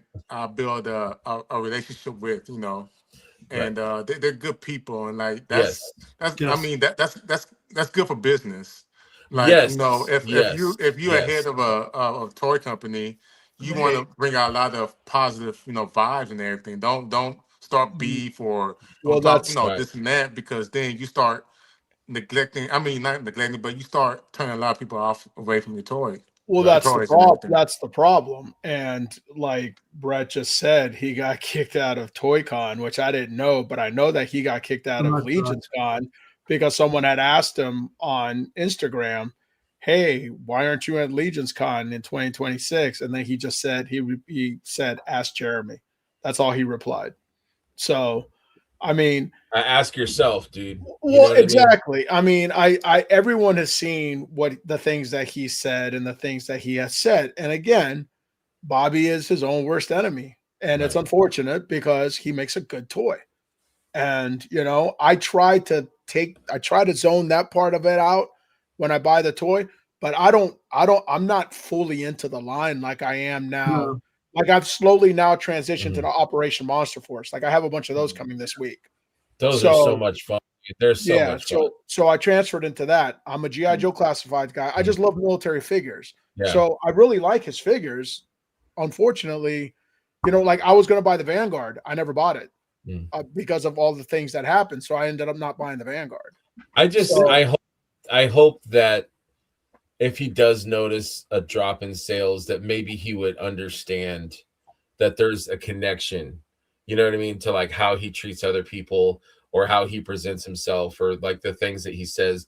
There might be repercussions, you know. Hopefully he will see that, and maybe it will, you know, maybe it'll show, like teach him, you know, make it a positive out of it. But when you surround yourself with a fan base, and it's not just a fan base, but it's like a community that most of their show is usually just talking negative about other toy lines and other people, you're gonna I don't like that.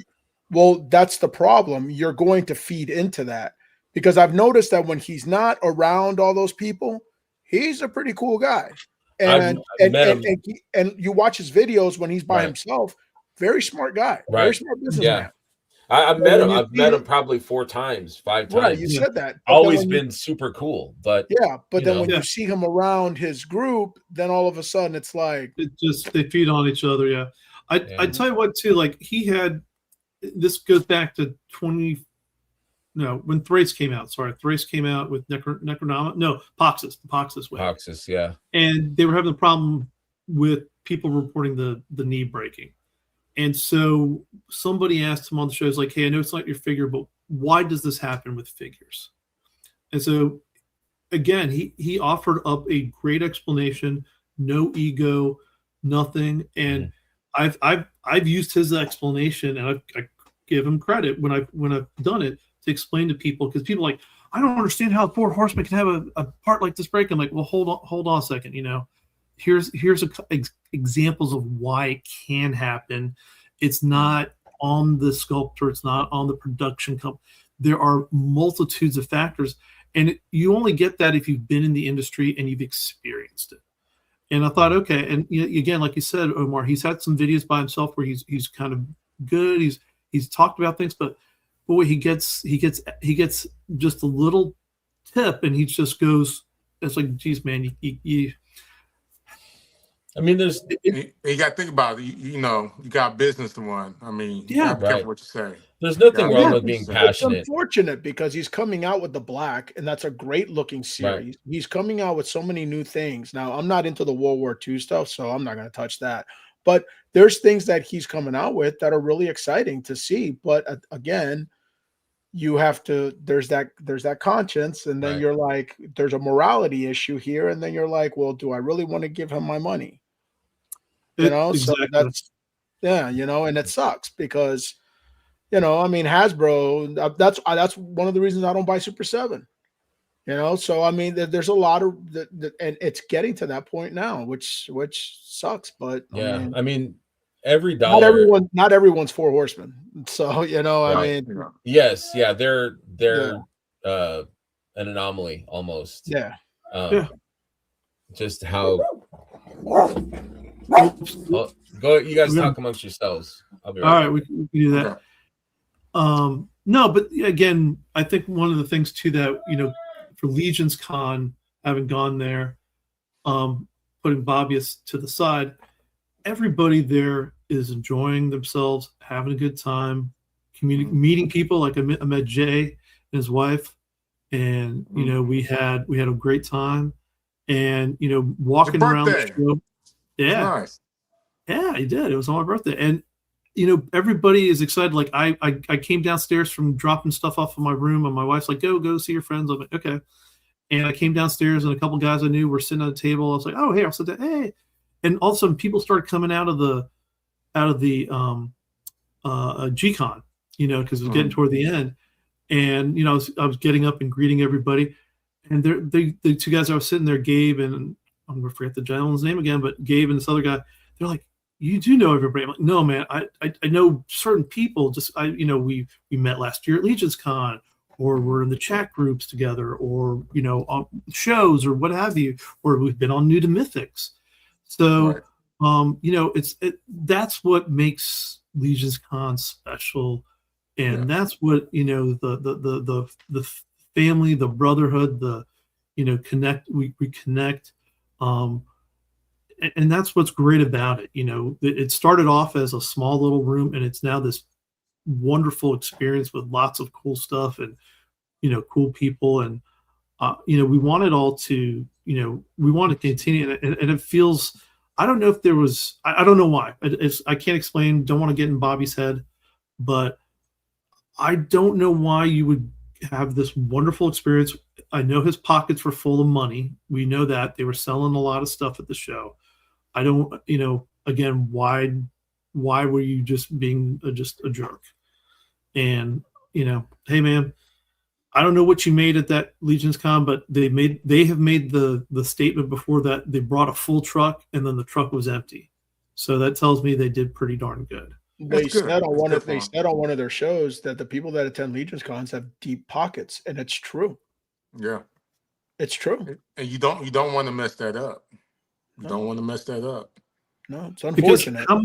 how many people, like you said, Omar, I'm going to put it over to more to Operation Monster Force or whatever other line, like I'm not big, but like I'm getting more into thankfully they only come out like once a year on some of these figures now, but it's like, okay, I don't need to be there and get Valaverse. This is maybe my last one that I get, and I'm okay with it because I like the Praetorians, and the price was right, and that's okay. But I'm not going to be sharing posts. I'm not going to be sharing his posts, or his Right. sales stuff anymore. And I don't, I was doing that on my groups, and now I'm not, and that's okay. But anyways, Jay, did you pick up anything new? Did you get anything new in the mail? No, I'm on a budget, y'all. I'm Yeah, you getting ready, getting ready for the storm that's about to come.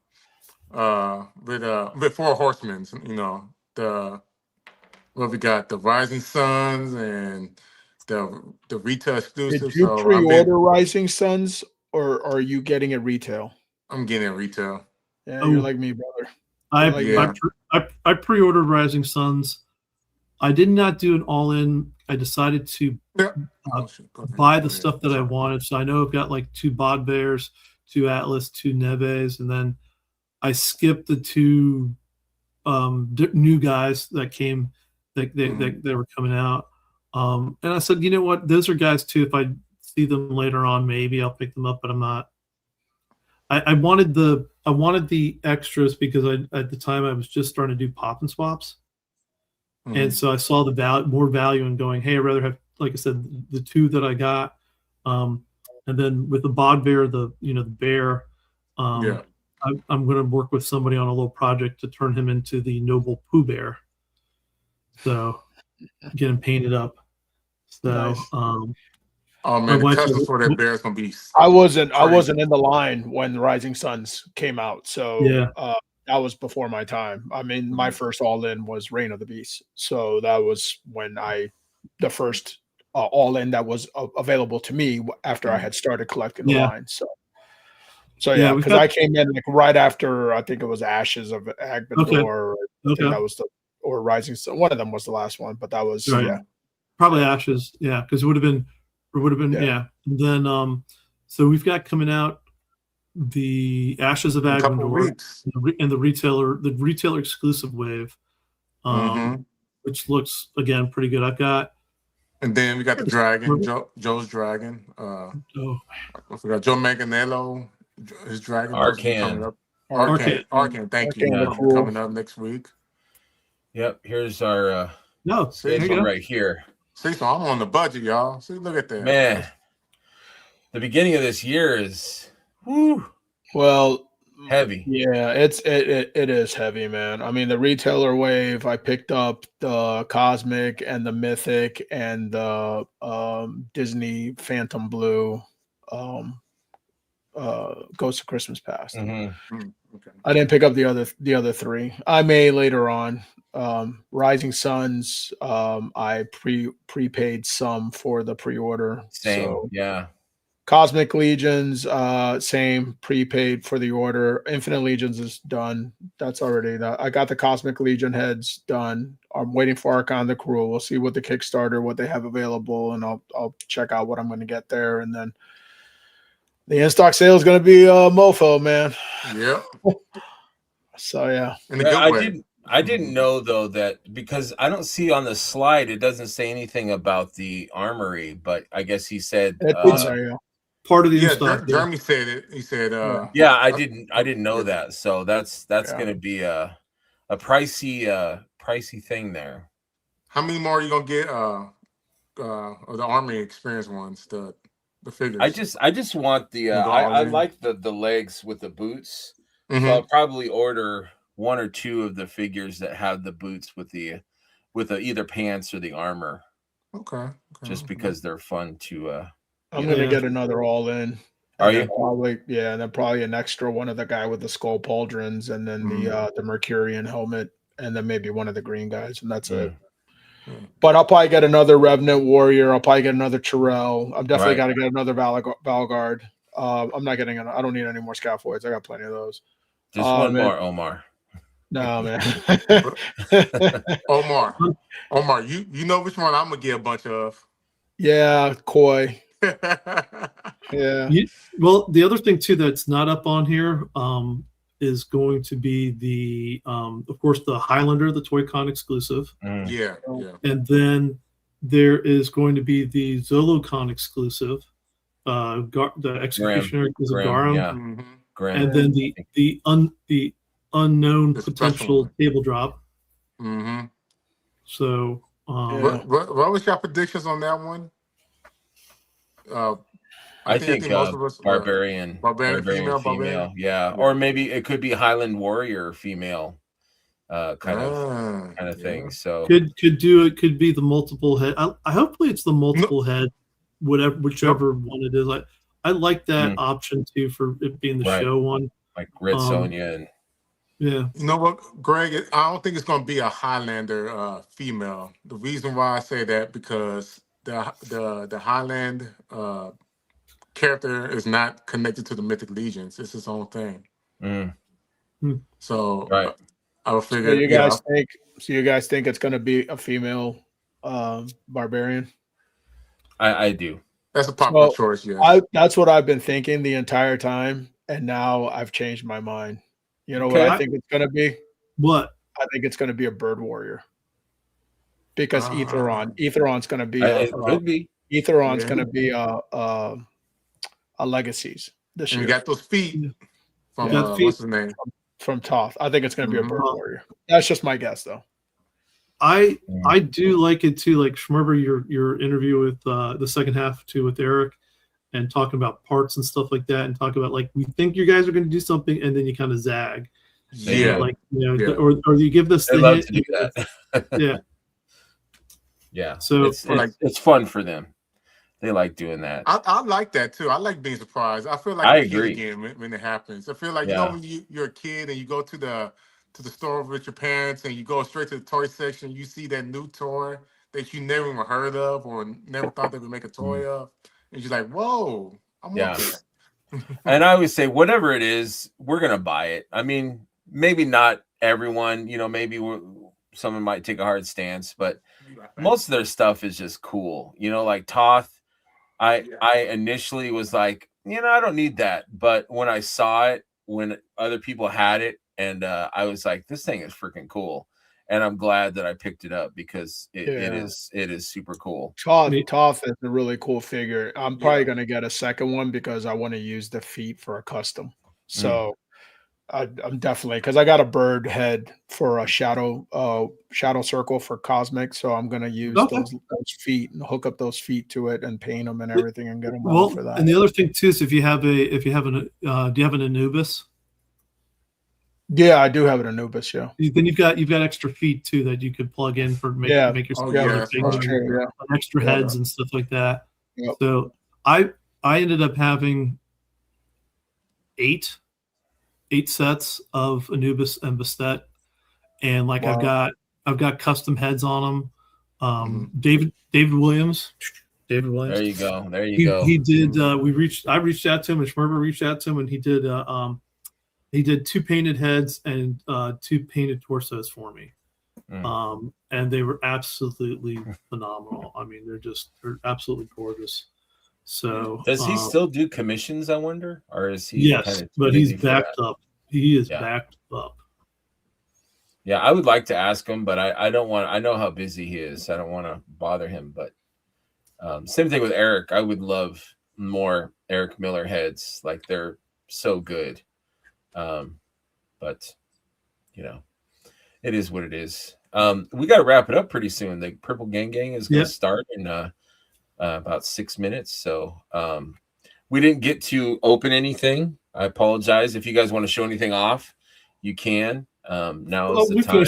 We kind of finished up while you're there. I mean, I just had you didn't get to see it, but I had the. Oh yeah, let me see that. My father-in-law had a low sugar, so I had to go and give him some juice. We got this is a Gong Studio. Yeah, he's got the wired cape. Oh, that's and nice. I mean, posing wise, he is fantastic. I know some people complain about on the legs here. You can kind of see where it is. Yeah, there. Superman. The new Superman had that too. Yeah, but again, it doesn't bother me because if you post them like this, you can't see it. It's when you go like that. Oops, sorry, my finger's in the way. Then you can kind of see just right there. Yeah, that's a swivel. It's not that part of the leg. Yep, but it's not a deal breaker, like I said, for me because the head is amazing, and the soft goods is fantastic. I love this. This is the best cape on any figure I've ever seen. Is that is it taller than a Mezco? Do you know? Yes. Is it okay? I would say he's tall. I would say he's taller. I haven't. It's giving me Mezco vibes. Yeah. But it's nice. It's a nice body. You got the Bruce Wayne head, and you also got you can put him on. So and I got to tell you, this is another one too where it's like he's better. Thank you. Easy going like this. Yeah, I was going to ask, is he feeling better? He's better. He had some juice, so he's better. Okay. See, I like that. I like that unmasked. That's cool. All right, Headhunter. Thank you, man. Thank you for hanging out with us. Headhunter's heading out. Okay, but cool. How about you, Jay? Did you pick up anything? Nah, unfortunately, I didn't get anything. Like I was telling them, I'm on the budget, so I'm waiting for all those I'm with you, mythic and man. figure obscure. So what I've been doing is I've been digging for some parts for Omar. We got a trade, but Got a trade going on. Yeah, and I've been popping Nice. swapping, There you go. There characters. you And, go. There you go. and look, I mean, y'all saw I don't need to be buying no more, Man, as y'all seen. hey, I'm with you on that, man. I've got a I need to take a garage break. full of man. So Man, like, Shells. I've been packing up my toy collection because we want to get we live in a condo. We would like to get it painted, put it on the market, and and eventually, but I got to get everything out of here so that we can get it painted. And it's the amount of work to do it. It's I will say this: if anybody is thinking about moving, do not throw out your boxes. Right. Yeah. They're important because I'm I spending a lot of money buying bags from Clear Bags and then bubble wrap. Right. And Right. Yeah, that's true. That's true. So All right, the weapons and everything. Oh, real man. quick, I just gotta show you guys one thing that I got. All right, go ahead, Omar. What you got? What you got? Your old Skeleton Legion builder. How many you got now? How many you got now? Really? Holy crap, man. Wait a minute. What? Okay. 21. That's it. Here's my guy right here. That's it. Let me God dog it. We doing skeletons now? Okay. Nice. This was the skeleton builder, man. I wish I'd bought more. I know. Yeah, I'm with you. Awesome. Right there. Yes, I'm doing a show 9 a.m. tomorrow. So I will be here 9 a.m. Probably have the same slides, maybe a few more. But Brett says rookie numbers 21. Rookie numbers, right? Yeah. Brett, you're the man. There's no question. He's the bone daddy. He's the bone daddy. This has the Burke. Yeah. I painted that myself. Made it all rusty. That's nice. Yeah, very cool. Yeah, very cool. And they're still available on his website too. I just picked up another one at Legion's Con. But anyways, I wanted to bone out. That way you guys or people that are going to watch Purple Gang, go pee, get something to drink. Thank you guys. Thank you, bros, for being on. Thank you guys for tuning in to another couch episode. And thank you guys. And we'll see you tomorrow morning. Peace. Remember, friends, to always have fun, be curious, share, and enjoy what this line has to offer. Come for the toys, but stay for the friends. Good night, and thank you very much.